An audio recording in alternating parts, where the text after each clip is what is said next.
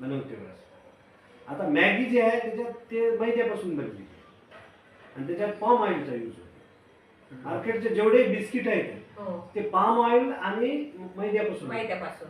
पण आपले बिस्किट कडधान्यापासून बनतात आणि याच्यात राईस ब्रँड ऑइलचा यूज होतो. अच्छा. मला मार्केटमध्ये कोणीही राईस ब्रँड ऑइलचं बिस्किट आणून दाखवा, हे काही नाही. नाही. फक्त हेच आपल्या अभियानातून भेटतं तुमच्या याच आउटलेटमध्ये. आणि चायपत्ती प्युअर आहे, चटणी मधातल्या बीज काढून बनवल्या जाते, हळदी पावडर एकदम प्युअर आहे. तर हे सगळे मसाले आपले एकदम शुद्ध आहे. तर तुम्हाला मिलावट येणार नाही, केमिकल येणार नाही. आम्ही सर्व यांच्या हा, बस हे यूज करायचं आहे. आणि हे मिलावट पासून आपण वाचू शकतो. सगळेच प्रोडक्ट आहेत, गुड मॉर्निंग पासून गुड नाईट पर्यंत.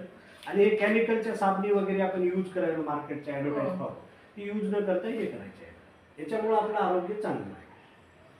म्हणजे हे काही नवीन गोष्ट नाही, ऑलरेडी आपण करायला. तर बदल आता काय करायचं.